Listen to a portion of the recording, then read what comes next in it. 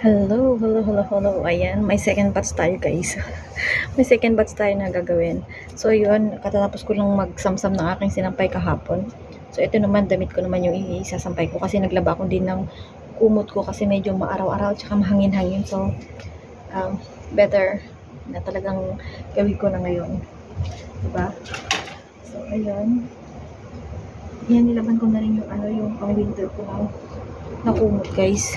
Kasi medyo mainit na, no? Hindi ko na nagagamit. So, kailangan ko na siyang labhan. Yun nga. Ito ko naman. Ayan. At ang ating isasampay.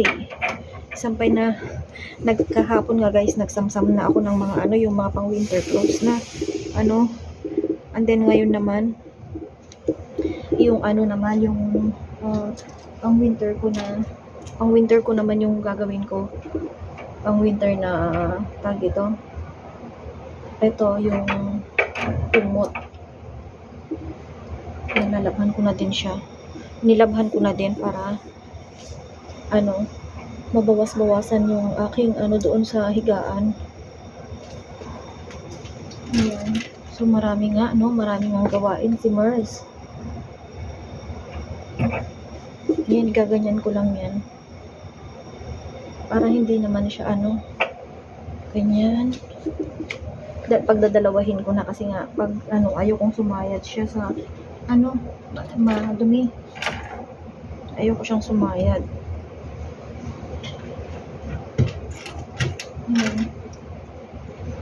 Pagpasensyahan niyo na ang aking vlog guys dahil ganito talaga ang mga OFW. Ano bang pag-uusapan, di ba? Ano ba dapat pag-usapan natin? Wala naman ako maisip ngayon na pag-uusapan, pero ito tingin ko sasayad ulit siya. So ano gagawin ko? Biganyan ko siya ulit. Bali tatlo ayan, gagawin ko ulit siyang tatlong hanger ulit siya guys.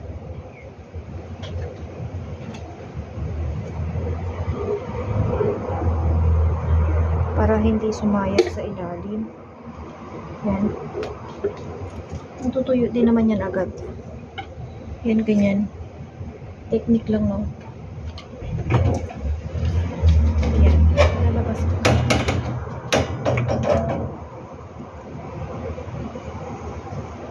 Pero parang ano ba yan? Uulan ba yan? Parang makulimlim naman. Makulimlim naman, guys.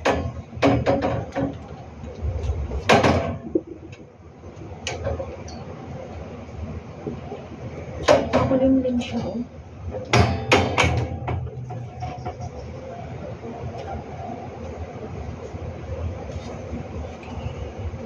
At nilaban ko din yung aking bedsheet. Guys.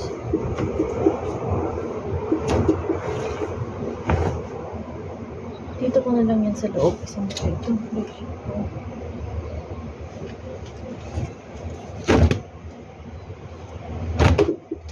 Yung na ganyan nga talaga ang buhay. OFW, nagmamadali. Kasi nga mayroon pa akong trabaho. Maglilinis lang ako ng konti rito. And then, aalis na.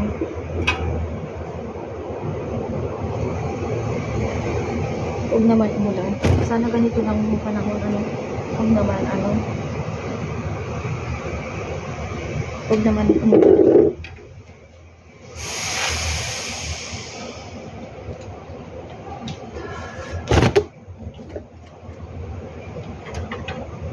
Kakaloka pag umulan. Kasi mamaya guys, maglalakad lang ako. 3 station yun, maglalakarin ko lang. Ayun nga, may mga pajama pa rin ako na pang winter. Ayan, going na naman yung ilabas ko na naman yung aking yung mga shorts, mga t-shirt. Alam nyo naman, diba? Tapos na yung winter. Pero hindi ko lang alam kung tapos na talaga. Kasi minsan may time na minsan may time na malamig. Lalo na sa hapon. Hindi mo inaasahan. Hindi mo inaasahan yung minsan naglalamig-lamig din siya.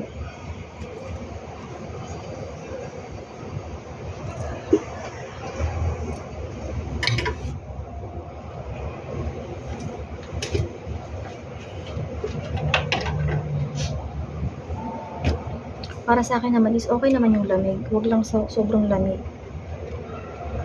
Kaya mas okay pa sa akin yung yung summer. Kasi yung summer, nakokontrol ko yung sarili ko. Pwede ako maligo, gano'n. Ayun, pwede rin akong magbabad sa tubig. Yung winter kasi guys, hindi ko minsan na yung sarili ko kasi manginit ako. Bawal sa akin yung sobrang lamig.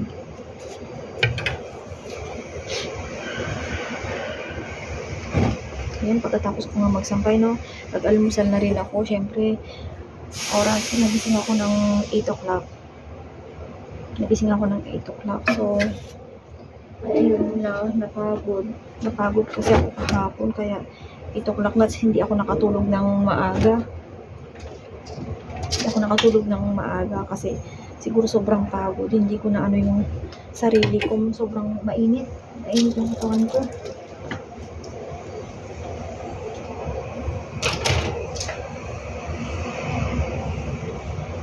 Yan nga, diba?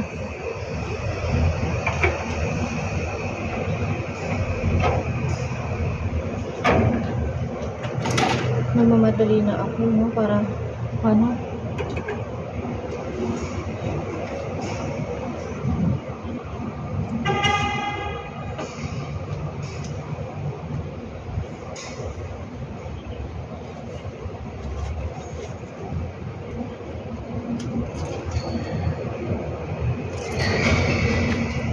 ilalabas ko na yung aking sinampay.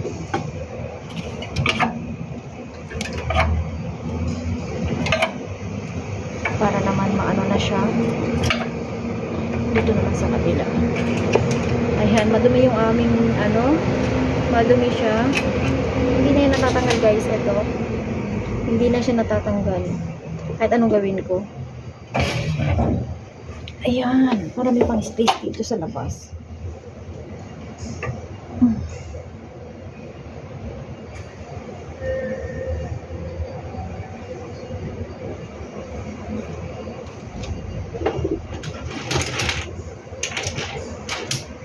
Kailangan ipitan ko kasi baka lumipad, diba?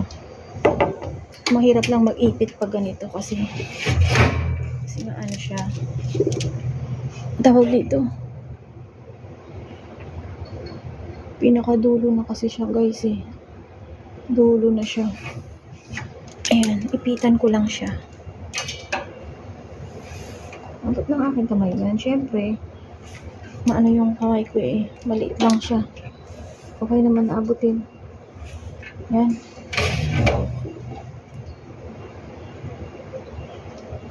Kailangan ko lang ipitin ng mga dito kasi nga hindi natin alam, baka biglang lumipad. Naku po, ayaw ko maghanap ng aking mga damit. Ayan, need lang natin ipitan yung mga magagaan ganit.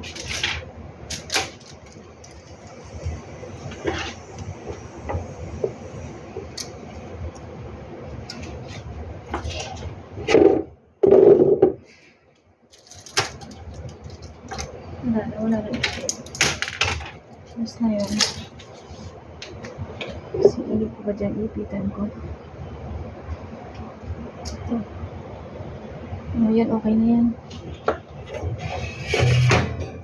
Ganyan muna yan. Hindi ko na ilalabas to isa. So, wala na akong ipit na pang clip, pang clamp ko dun sa sa hanger. Ganyan ko na lang dito. Matutuyo din kaagad to So, yun nga guys, no? Ganyan lang.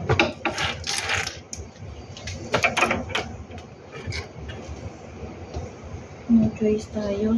Kung hindi, lang. Ito.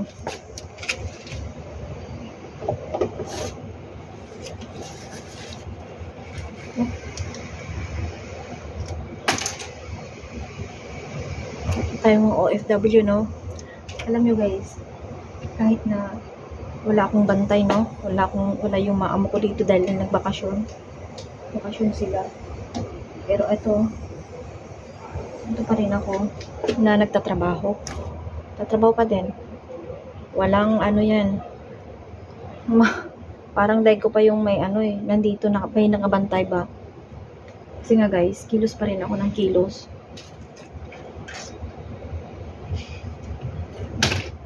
Hindi pa din ako tumitigil nung oras na.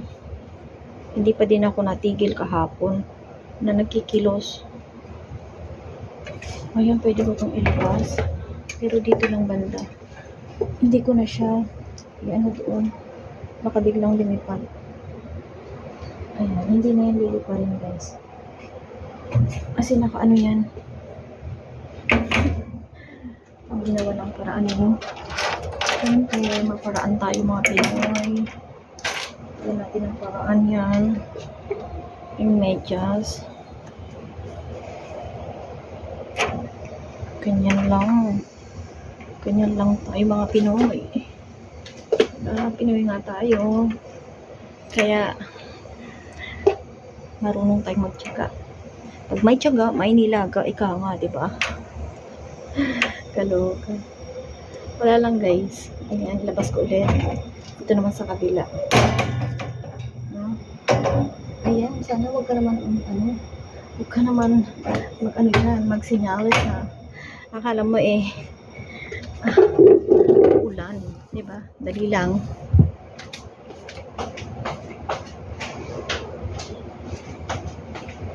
Ayan, kunting linis lang muna. Agib-agib muna tayo guys kasi nga bago tayo pumunta doon, bago pumunta sa sa isang trabaho natin, tutulungan ko kasi si lola ko paglilinis ng bahay. Konti lang naman, hindi naman matagal. Pagbalik ko dito, hindi na ako kikilos, kumbaga pahinga na lang. At nag-ano na rin pala ako ng munggo ko. Munggo yung gusto kong ulamin ngayon. Titingnan ko kung makakatingin ako ng ampalaya, dahon ng ampalaya. Gisa ko lang.